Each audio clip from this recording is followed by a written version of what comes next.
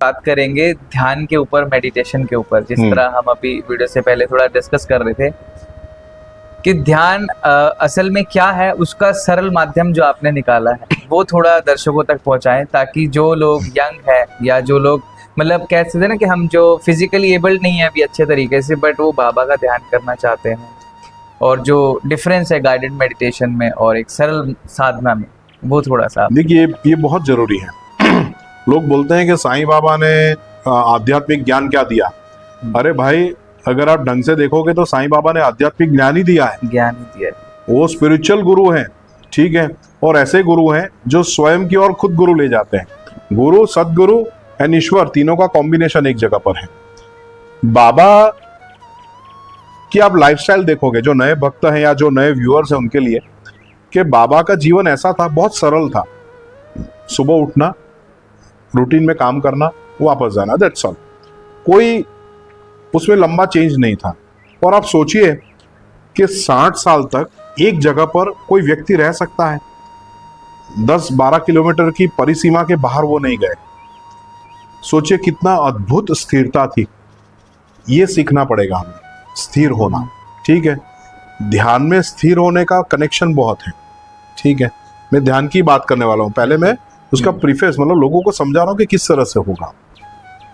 बाबा ने जो भी अपने भक्त बनाए या जो बने या जो हम भक्त हैं, तो बाबा ने कोई कंडीशन नहीं रखी। देखो, बिना कंडीशन वाला एक ही भगवान है, कोई शर्त नहीं। बिल्कुल। आप जीन्स पहनो, आप टी शर्ट पहनो, बाल लंबे रखो, दाढ़ी रखो, नहीं रखो, आप चर्च में जाओ, मस्जिद में जाओ, भगवान राम के मंदिर में जाओ, गुरुद्वारे में जाओ, कोई कंडीशन नहीं। तुम कहीं भी जाओ, छूट है तुम्हें, कोई कंडीशन नहीं। तुम टीका लगाओ, नहीं लगाओ, चोटी रखो, नहीं रखो, पीले कपड़े पहनो, नहीं पहनो, कोई कंडीशन नहीं। ऐसा एक ही ईश्वर है, साईं बाबा। क्योंकि दुनिया में ही इतनी शर्तें हैं कि व्यक्ति उसी में, चक्रव्यूह में उसमें फंस जाता है।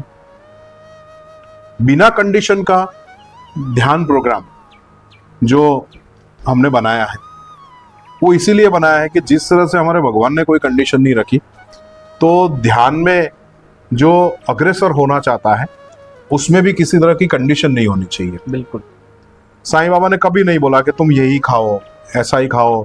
तुम व्रत रखो तो डांटते थे कि पहले रोटी खा लो फिर भजन करो। बिल्कुल। वो भी कंडीशन नहीं रखी। एकादशी मत करो, क्या जरूरत है भाई, ईश्वर ने दिया है तो उसका ग्रहण करो और ईश्वर की सेवा में अपनी ताकत लगाओ। भूखे रहने से भगवान मिलते हैं? कभी नहीं मिलते हैं। भूखे रहने से तो गुस्सा आता है, आपको तीव्र गुस्सा आता है, क्योंकि भूख सहन नहीं होती है। आगे बढ़ते हैं। साईं बाबा ने कभी नहीं बोला कि तुम फलानी चीज करो, ढिकनी चीज करो।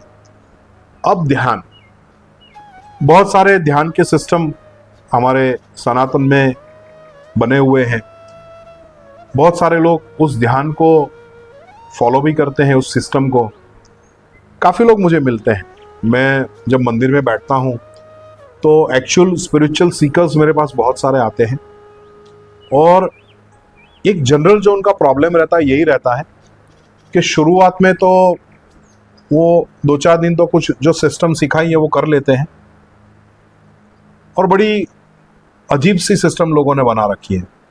कोई बोलता है छोटा टेबल रखो, वहाँ पराठी मार के बैठो, वहाँ फोटो लगाओ या वहाँ पर दिया लगाओ, पीला ही कपड़ा लगाओ, वहाँ 4 दाने मूंग के रखो, 5 दाने चावल के रखो। अरे भाई, ये करने में ही मूड आता चला जाता है, ठीक है। सीधा रखो, आपका चक्र सीधा रहना चाहिए, करोड़रज्जु सीधा रहना चाहिए, नहीं तो आपके शरीर की एनर्जी ऊपर नहीं जाएगी, नीचे नहीं जाएगी। बहुत सारी चीजें मैं सुनता हूँ, तो मुझे लगा कि ये तो ऐसा हो रहा है कि कोई सीकर है और वो पानी के बहाव में अंदर फंस गया है। को निकले कैसे? उसको जाना तो है तैर के, बट ऐसी जगह पर वो जो सो कॉल्ड साधु संत है उन्होंने फंसा दिया है कि वहां से आगे निकल नहीं सकते। झूठ मूठ में तो बोल देते हैं, हाँ ध्यान लग गया था, बहुत अच्छा लगा, ऐसा दिखा, वो देखा, प्रकाश दिखा। ऐसा कुछ होता नहीं है, वो झूठ बोलते हैं आधे तो, कि मुझे ये दिख गया। वो अनुभूति अवर्णनीय होती है, वो अनुभूति मैं आपको भी वर्णन नहीं कर पाऊंगा। Every person have different experience. बिल्कुल सही। आपका अनुभव अलग है, उनका अलग है, उनका अलग है, सब अपना अनुभव करेंगे। वो अनुभव मैं कैसे बताऊं मेरा कैसा है, क्योंकि हमारा सबका शरीर अलग है, हमारा सबकी भाषा अलग है, बोलना अलग है, हमें दिखता कुछ अलग है। शायद मुझे ग्रीन कलर अलग दिख रहा, आपको कुछ अलग दिखेगा। अब जब इस तरह के सब प्रॉब्लम्स आने लगे, बहुत सारे श्वासोश्वास की प्रक्रियाएं सिखाई गई, ये करो प्राण बढ़ जाएगा, ये करने से प्राणवायु का वहन होगा, बहुत सारी चीजें हुई। ये सब करता गया तो बाबा से मैंने प्रार्थना की कि बाबा ये तो क्या करे, आपके भक्तों के लिए क्या करे। जैसे श्यामा था बाबा का, वैसे मैं भी अनपढ़ बन जाता हूँ बाबा के सामने। वो तो देवा अब ये करो, मेरे पास अब इसका हल नहीं है, मुझे क्या करना है। बिल्कुल। ये तो बहुत सारे बड़े बड़े ज्ञानी आ रहे हैं, तो बाबा भी हंसते हैं। तो एक ध्यान का सिस्टम डेवलप किया बाबा की प्रेरणा से। बहुत सिंपल है, आप शुरू करेंगे तो आपको लगेगा कि हाँ आपका 3 से 6 महीने में प्रावीण्य आ गया और जो अलग अलग अनुभव है वो होना शुरू हो जाएगा। अभी आप यहाँ पर बैठे हैं, हम बातें कर रहे हैं, अभी हम 1 to 1 है, इसलिए आपको अवेक रहना पड़ेगा। अगर मान लो 4 लोग हैं और आपका इंटरेस्ट नहीं है तो क्या करें, तो कि मोबाइल लेने से बेहतर है कि जो मैं ध्यान की प्रक्रिया आपको सिखाऊंगा उसको आप करें। आंखें बंद करें और शरीर में जो श्वासोश्वास की क्रिया है, गति है, जो मंद गति है, या एक बोलते हैं ना नॉर्मल रिदमिक ब्रीदिंग पैटर्न जो आपके बॉडी में चल रही है, वो एक ही सिस्टम ऐसी है कि जो अपने आप चलती है, उसके लिए एफर्ट्स नहीं करने हैं, ये सब नहीं करना। वो बाबा जियों को करने दो, वो नहीं करना। नॉर्मल जिस तरह से शरीर को सांस लेने की आदत है, उसी आदत को चलने दो। आंख बंद करो और वो जो सांस बाहर जा रही है और अंदर ले रहे हैं, उस पे आपका फोकस करो। लोग ध्यान करने के लिए तो बहुत बोलते हैं, बस सिखाते नहीं क्या करना। बिल्कुल। तो उसके ऊपर आप फोकस करो। आप जैसे ही फोकस करना शुरू करेंगे, धीरे धीरे क्या होगा, आपके मन के अंदर जो हजारों लाखों विचार आ रहे हैं, विचार नहीं, मैं तो कचरा बोलता हूं, जो कचरे का ढेर आ रहा है, एक कचरा इधर से जा रहा है, उड़ के उधर से जा रहा है, ठीक है, वो ढेर को जाने दो। हमें सबको इकट्ठा करके क्या करना है, हम कूड़ादान थोड़े हैं। जो अच्छा सच्चा विचार होगा वो साईं रोक लेंगे, बाकी आप चिंता छोड़ दो। नहीं तो लोग काउंटर करते हैं, बिल्कुल, कि अच्छा कोई अच्छा विचार आया तो उसको भी छोड़ दें, वो नहीं जाने वाला है। वो जाली ऐसी बना रखी है कि कचरा निकले, आपका अच्छा विचार रह जाए। धीरे धीरे आप मन के अंदर आने वाले विचारों को बाईपास होने दो, वो आगे बढ़ते जाए, आगे बढ़ते जाए, आगे बढ़ते जाए। एक दिन ऐसा आएगा कि कुछ आपको कनेक्शन लगेगा। हाँ, इसमें 2-3 चीजें पहले होने वाली हैं। वो ये होने वाली है कि आपको नींद आ जाएगी। ये मेरा प्रश्न आ रहा था दादा, हाँ। कि अगर मान लो नींद आती है तो नींद आ सिर्फ जाएगी। गुड, और मतलब क्या हम नहीं, गलत जा ये ध्यान प्रक्रिया करने से शुरुआत में नींद आएगी, गारंटेड। आप सो जाएंगे, ऐसा लगेगा कि मतलब घोड़े बेच के सो रहे हैं, ठीक है, रिलैक्स हो जाएगा। हाँ, घोड़े बेच के आप सो रहे हैं। क्यों आपको नींद आएगी? क्योंकि आपने शांत हो। जो मन है, विचार चल रहे हैं, उसको बाईपास होने दिया, आप शांत हो गए, परम शांति का आपको अनुभव हो रहा है, ठीक है। कोई कोना नहीं ढूंढना, बोले शांत कोने में मैं चला जाऊं, जहां कोई आवाज नहीं है मैं वहां चला जाऊं, ये सब कोई, उसमें कोई ध्यान नहीं होता। ध्यान के लिए शोर में बैठिए, कोई प्रॉब्लम नहीं होने वाला है। वही तो मुझे सिखाना है। आज की दुनिया शोर से भरी हुई है, आपको कहां शांति का कोना मिलने वाला, नहीं मिलने वाला है। रुई डाल देंगे, उसका क्या फायदा। हमें तो जब हम सचेत हैं तब हमें ध्यान का अनुभव करना है। उसके बाद शोर हो रहा है, ग्रुप में बैठे हैं, आप कार में जा रहे हैं, ट्रेन में जा रहे हैं, बस में जा रहे हैं, प्लेन में उड़ने के लिए जा रहे हैं, बहुत समय है आपके पास। मोबाइल कितना देखेंगे, छोड़ दीजिए, कुछ मत करिए। केवल जो आपकी कंफर्टेबल पोजीशन है उसमें आप बैठ जाइए। बैठ के आंख बंद करके आपके सांस की पैटर्न पे फोकस करना शुरू करें। शुरुआत में मैं छोटे मोटे आइडिया देता हूँ, उसमें कुछ हल्का सा मसाला डालना हो तो भगवान का नाम लेना शुरू करें। साईं का नाम लीजिए, साईं साईं। राम को मानते हैं राम का दीजिए, कृष्ण शिव आप जिसको मानते हैं, राधे राधे जिसको मानते हैं। इनहेल एक्सेल करें, ये सबके लिए है, ये केवल एक व्यक्ति के लिए नहीं है। देखिए भगवान तो परब्रह्म है, परब्रह्म जिसने शिव जी को भी बनाया वो है, तो उसने ये आइडिया दिया है, तो वो बहुत सटीक है। मेरे बहुत सारे लोग ये कर रहे हैं, तो ये करिए। नाम धीरे धीरे हमें उसको नाम को भी मिटाना है, उस नाम को भी बोलना है, उस नाम से भी शून्य होना है। जब ये आप करेंगे तो धीरे धीरे धीरे एक आनंद की अनुभूति होना शुरू होगी, और वो जो जॉय है वो जॉय अल्टीमेट है। उस आनंद के लिए फिर आप तड़पेंगे और बार बार ये ध्यान की प्रक्रिया करना शुरू करेंगे। इसके साइड बेनिफिट्स बहुत सारे हैं, साइड इफेक्ट्स जबरदस्त हैं। आप काम डाउन होंगे, आपको सही रास्ता दिखेगा, परफेक्ट पाथ। आप डिसीजन मेकिंग में बहुत ही होशियार हो जाएंगे। दूसरा, आप अंदर की साइड, इनसाइड आप जंप लगा पाएंगे। बहुत ही गहरा है अंदर। हम दिखते हैं 5 साढ़े 5 फुट के, पर शायद हम इतने गहरे हैं कि ब्रह्मांड भी छोटा पड़े, इतनी गहराई है। उस गहराई में आप कूदेंगे तो पता चलेगा कि हम तो दुनियावी चीजों को सुंदर समझ रहे थे, पर जो अंदर की चीज है वो तो बेनमून है। कई 100 लोग ये जो बाबा की दी हुई ध्यान प्रक्रिया है उसको फॉलो कर रहे हैं, बहुत अच्छे परिणाम मिल रहे हैं।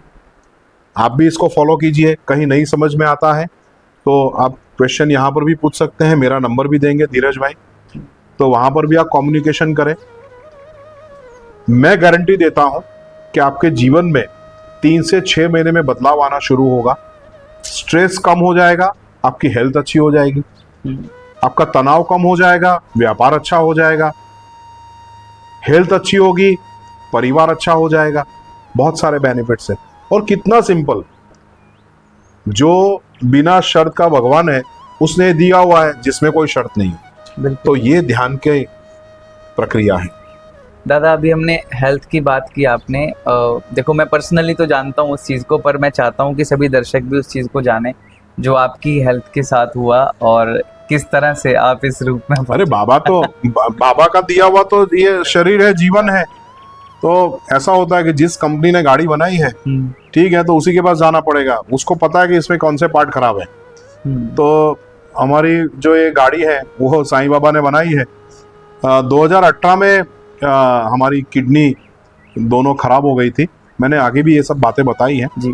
और मैं इसमें कभी भी नहीं क्लेम करता हूँ कि आप मेडिसिन मत लीजिए। अगर आपकी बीमारी ऐसी है, आपकी व्हील है, तो आपको दवाइयाँ लेनी चाहिए। एलोपैथी भी लेनी चाहिए, आयुर्वेदिक भी लेनी चाहिए, जो आपको पसंद हो, जो सब मिलके डिसीजन ले। मैं मेरी बात बता रहा हूँ। तो मैंने मेडिकेशन नहीं किया, मैंने बाबा की भस्म ली और बाबा की भस्म से मैं ठीक हुआ। ये केवल भस्म लेने से नहीं होगा कि वो मैंने भस्म ली ठीक हो गया, नहीं। प्योर डिवोशन, प्योर हार्ट, मतलब आप कितने निर्मल है, कैसा भाव है आपका, वो भाव ही उसमें वो दवाइयों का काम करता है। और 1.5 साल में भगवान ने मेरे को वापस रिपेयर करके इस सेवा में लगा दिया, और तब से पूर्णकालीन मैं बोल सकता हूँ कि मैं 24 घंटे साईं की सेवा में हूँ। चाहे वो आध्यात्मिक सेवा हो, मानव सेवा हो या धार्मिक सेवा हो, हम काम कर रहे हैं। मैं वापस कहना चाहूँगा कि हम करें ही ऐसा क्योंकि जिससे हमें बीमारी हो, उसके मूल को हम रोकें। इस तरह का जो भी खान पान है, जो हमारी लाइफस्टाइल है, जो पैसों के पीछे की हमारी दौड़ है, या जो भौतिक लाइफ के पीछे हम दौड़ रहे हैं, सबसे थोड़ा थोड़ा थोड़ा थोड़ा करके पीछे आएंगे तो हमारी हेल्थ अच्छी होगी। ये ध्यान में कर रहा हूँ, ये ध्यान से मेरी हेल्थ अच्छी हुई है, बहुत बेनिफिट हुआ है, और इसीलिए मैं सबको स्प्रेड कर रहा हूँ। और जो भी ऐसे मुझे मिल रहे हैं उन सबको इससे फायदा हो रहा है। तो ये मेरा पर्सनल मैटर था, मैं ज़्यादा डिस्कस नहीं करता हूँ। ठीक है। हाँ, जिस तरह आपने बताया वो बिल्कुल सही कि प्रिवेंशन से बेटर है प्रिएम्पशन, है ना।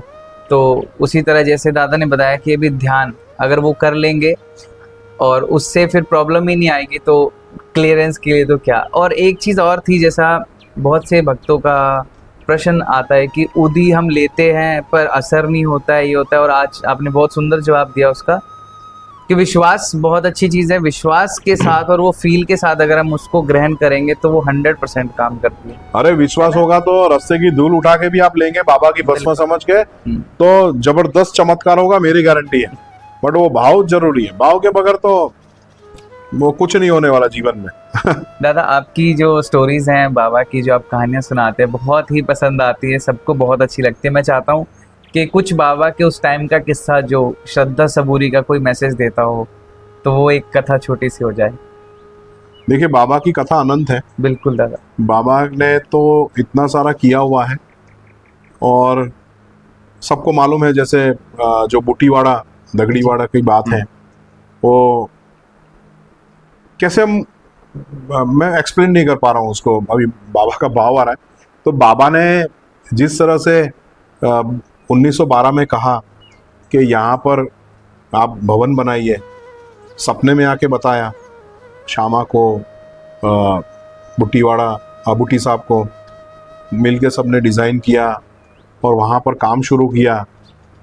अब ये जो प्रयोजन था बाबा का कि देखिए ईश्वर कितना प्लानिंग वाला है। मैं तो बोलता हूँ कि मैनेजमेंट प्लानिंग, अभी मैंने अमित भाई को भी ये बात बताई कि साईं बाबा की किताब से आपको मैनेजमेंट सीखने को मिलेगा। कॉरपोरेट्स में है, गारंटी आप बाकी सब भूलिए, बाबा की किताब पढ़ना शुरू करें, आपको पता चलेगा कॉरपोरेट काम कैसे होता है, स्किल्स कैसे डेवलप होती है। बाबा ने जो 6 साल बाद घटित होना था, उसकी पूर्व तैयारी 6 साल पहले शुरू की थी। मिस्टर नारके जो बुटी साहब के जमाई थे, उनको बाबा ने आह्वान किया और बोला था कि तू यहाँ का प्रेसिडेंट बनेगा। सोचिए, उस टाइम तो बाबा को उतना मानते भी नहीं थे mister नारके, because of Buti Sahab he used to visit Shirdi. फिर डिवोशन हुआ, कृष्ण बैठने वाले थे। अब देखिए संयोग, देखिए भगवत गीता में भगवान श्री कृष्ण ने कहा है कि मैं अलग अलग अवतार लूंगा, आऊंगा, लेता रहूंगा। उन्होंने कमिटमेंट दिया था, वो पूरा किया। मैं तो सबको बोलता हूं कि what Krishna has committed to Sanatan, he has fulfilled his commitment, and so Sai Baba is there. और सीधी सी बात है, आजकल अगर मैं मानूंगा कि कृष्ण भगवान पीताम्बर पहन के मुकुट लगाकर बांसुरी लेके आएंगे, तो हम कलयुग के इंसान ऐसे हो गए हैं, उनको एक शोकेस में रख देंगे और वहाँ टिकट लगा देंगे कि भगवान के दर्शन करने हैं तो 500 रुपया लगेगा, साक्षात बैठे हुए हैं। तो भगवान तो जानता है कि मुझे कैसे जाना है, इनके पास पहली बात तो विश्वास भी नहीं करेंगे। हाँ, विश्वास भी नहीं करेंगे, बोले किसी कलाकार को खड़ा किया है। तो भगवान को सब मालूम है किस समय पे क्या जरूरत है। उस टाइम राक्षस थे, जमीनों का झगड़ा था, तो भगवान ने वो रूप लिया। मर्यादा पुरुषोत्तम भगवान श्री राम, मर्यादा खत्म हो रही थी, लोगों में संस्कार देने थे लोगों को, तो भगवान श्री राम का रूप लिया। भगवान बुद्ध आए, जो गलत परंपराएं चल रही थी, अंधश्रद्धा चल रही थी, कर्मकांड चल रहे थे, ऐसा बोल सकते हैं कि बहुत सारी ऐसी चीजें हैं, उसको पड़कार देने के लिए, क्योंकि सनातन वापस खराब हो रहा था, वापस लोगों में अलग भ्रम आ रहा था। तो भगवान श्री बुद्ध आए और बुद्ध ने सनातन को वापस रिपेयर किया। Again Sai has came and reform the Sanatan Dharma. मैं रिफॉर्मर बोल रहा हूं, ये बहुत इंपॉर्टेंट है, मैं हर एक बार बोलता हूं, ये सबको सुनना चाहिए। Why Sai Baba is reformer for Sanatan Dharma. Muslim का छोड़िए, हमें उससे क्या मतलब है, हमें तो हमारे धर्म से मतलब है, हमारे साईं से मतलब है। साईं ने आके क्या किया, जो जात पात का भेद था उसको मिटाया। सबसे पहली बात, बहुत बड़ा भेद था। आप सोचिए कि जो नीची जाति के लोग थे उनको अछूत कहा जाता था, उनके हाथ की कोई चीज हम लेते नहीं थे, अछूत कहा जाता था, उनको आधे कपड़े पहनवाते थे, स्त्रियों को आधे कपड़े पहनवाते थे, उनको चप्पल पहनने का हक नहीं था। हमने कितना जुल्म किया, हमारा जो मैला था, मतलब टॉयलेट था, वो उनसे उठवाते थे। कितनी दरिंदगी हमने की है। ये हटाने के लिए तो ईश्वर को ही आना पड़ेगा, और ये हटाने के लिए कौन आए, साईं बाबा। साईं के दरबार में सब समान थे, ना कोई ऊंचा ना कोई नीचा। साथ में बैठते थे, साथ में भोजन लेते थे। भागोजी शिंदे, बिल्कुल। फसले, बहुत सारे ऐसे लोग थे जो बाबा के पास थे। लक्ष्मीबाई, उनको भी अछूत कर कहते हाँ, थे। तो बहुत सारे। जो विधवा थी उनका मान सम्मान नहीं था। ये हिंदू धर्म की बात कर रहा हूं, मैं हिंदू हूं तो मेरी बात करूंगा। वो उन्होंने रिफॉर्म्स लाए। लक्ष्मीबाई के हस्बैंड एक्सपायर हो गए थे, बाद में गवर्नमेंट का जो टैक्स कलेक्शन करना था वो काम उन्होंने किया। आप सोच सकते हैं कि उस जमाने में कोई लेडी ऐसा काम कर पाएगी? बाबा की प्रेरणा से किया। 14-15 साल की उम्र में वो विधवा हो गई थी और उसके बाद उन्होंने ये काम शुरू किया। ब्रिटिशर्स उनको स्टाइपेंड देते थे। ऐसा तो बहुत कुछ हुआ जो लोगों को रिफॉर्म्स लाने के लिए बहुत जरूरत थी। लोग बोलते हैं कि राजा राम मोहन राय रिफॉर्मर थे, उस टाइम के बहुत बड़े। हाँ, उनको भी मैं रिस्पेक्ट करता हूँ, पर साईं को क्यों क्रेडिट नहीं दे रहे? साईं बाबा ने क्या किया? साईं बाबा ने तो धर्म में रिफॉर्म लाया। अगर धार्मिक रिफॉर्म्स नहीं आते तो होता ही नहीं। आपने तो पॉलिटिकल रिफॉर्म्स लाए, इन्होंने तो धार्मिक रूप से रिफॉर्म्स लाए। साईं को क्रेडिट देना चाहिए। मैं तो बोलता हूँ बहुत बड़ा रिफॉर्मर है। उन्होंने पीरियड्स में आने वाली जो लेडी थी उनके हाथ से खाना खाया। उन्होंने फिजूल के जो व्रत चल रहे थे वो बंद करवाए। बिल्कुल। जेंट्स व्रत करता नहीं, लेडी व्रत कर रही है, क्यों भाई? ये कहाँ का कानून है?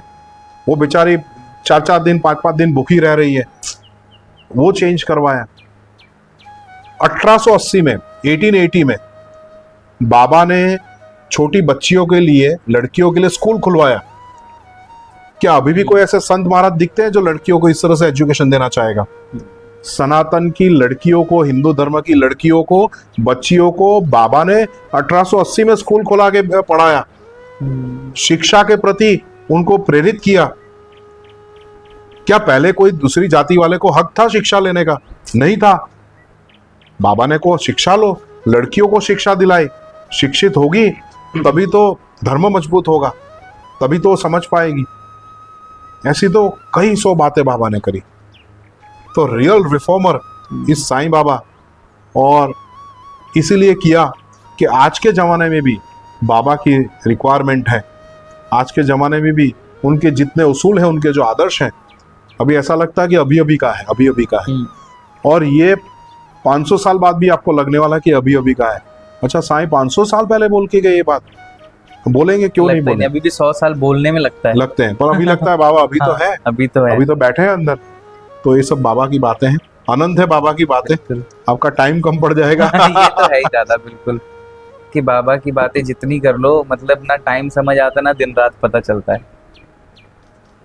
तो दादा, मन तो बिल्कुल भी नहीं कर रहा कि हम ये वीडियो को रोके, और सौभाग्य है कि हमें आपसे मिलना हुआ, वो भी शिरडी में। ये तो परम सौभाग्य हो गया। बट कहते हैं ना कि जाने से पहले मैं चाहता हूँ कि साईं दर्शकों के लिए, साईं भक्तों के लिए आपका जो मैसेज है बहुत जरूरी है। देखिए धीरज भाई, आपने बहुत सही समय पर मुझे ये बोला है। भक्त बड़े व्यथित हैं आजकल। वो व्हाट्सएप खोलते हैं ना तो कोई ना कोई बाबा के खिलाफ अंदर मैसेज आता है।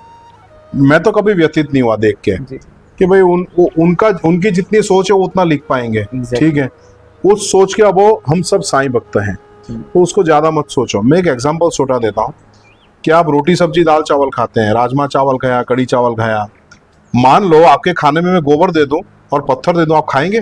नहीं, कोई नहीं खाएगा, कभी नहीं खाएंगे। आप उसको फेंक देंगे, बोले समझ में नहीं आता तुम क्या लेके आए। सेम, बाबा का अगर कुछ है ही नहीं जो हमें पता है तो हमें उससे क्यों व्यतीत होना?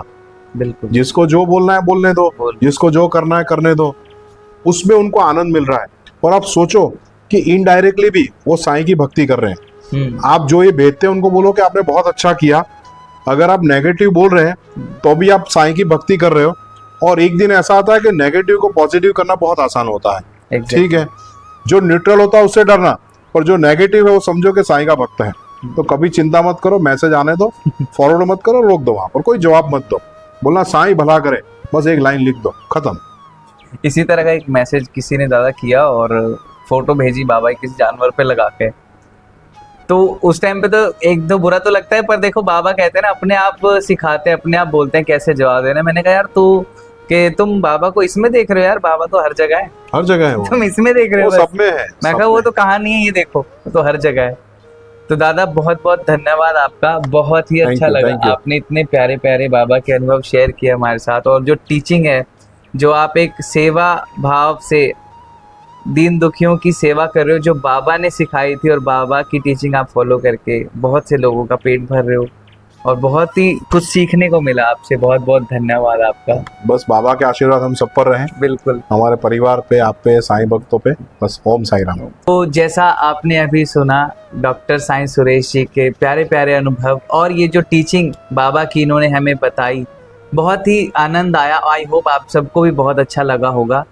इनसे जुड़ने के लिए और बाबा के और रहस्य जानने के लिए आप हमारे नीचे दिए गए डिस्क्रिप्शन में इनका इंस्टाग्राम लिंक मैं डाल रहा हूँ, उसे फॉलो कर सकते हैं, जो है sainkatha.in। और बाबा के जीवन के और भी गहरे रहस्य को जानने के लिए आप इन्हें फॉलो कर सकते हैं। और आज की वीडियो में बस इतना ही। अब हम आपसे मिलते हैं हमारी अगली वीडियो में बाबा के नए अनुभव के साथ या फिर नए पॉडकास्ट के साथ। तब तक के लिए ओम साईं राम।